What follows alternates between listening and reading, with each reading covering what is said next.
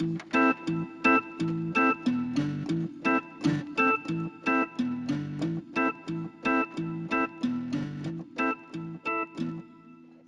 back at it Sunday the 21st. It's hot, really really hot, but it's not a beach day, so no topless Sunday. Anyway, I'm looking at what I've done so far, and it seems like I got everything together. I was just waiting for one thing. I'll show you. Of course, I had to devise another plan for reshaping these Teflons.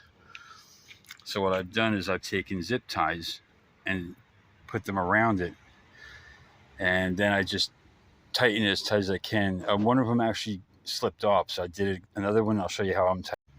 So once you get it like finger tight to where you can't pull it anymore, it really isn't as tight as it should be. Like I've tightened the rest of these. So you take needle nose plier and you just grab the zip tie and you pull it as tight as you can. Now see, it ain't moving nowhere, and that Teflon's in there. This is the one that I did bad. And when it comes time to cut these off and not cut your Teflon, slice your Teflon, don't try to cut it like this. What you do is you take the actual knot part right here.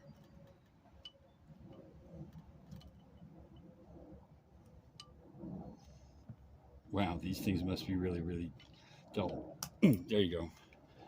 You just snip it that way, and now you never actually touched underneath to damage the Teflon. Anyway, the trick of the day. All right, so I just dropped this first clutch in. The tolerance on that clutch might be a little tight, but still got plenty of slack and plenty of ring clearance. I think it's at about 47. That should be good, but it's a 5 clutch pack, so we'll see.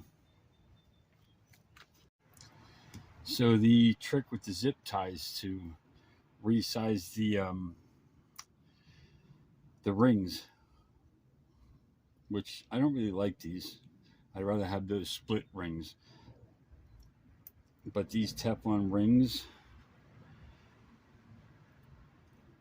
they weren't that hard to mess with. This is more hard. And actually, let's see if I got my other one. I got a better one than this. Where are you? Where are you?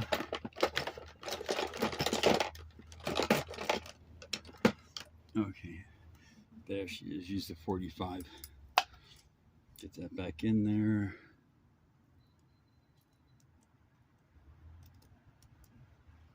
And there you go. Don't pop in your little groove. There you go.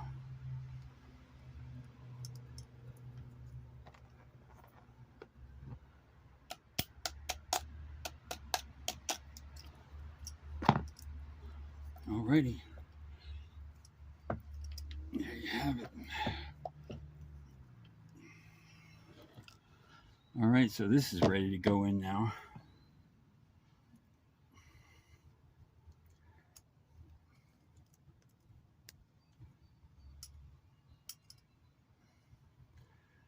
So I will be right back.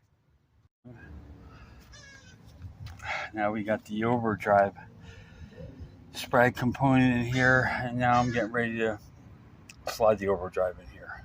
Okay, so I pulled the sprag back out. It was hitting bottom. It's doing good. The roller bearings stayed down there. I'll leave them in there when I put it back in. But now here's the challenge of getting that back in and lining up all the clutch plates and getting the planet gears in. But this is the last step before the pump goes on, so here we go.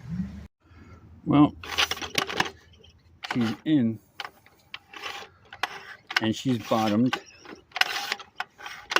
Sprag's still doing its sprag thing, so I don't know what that clicking sound is.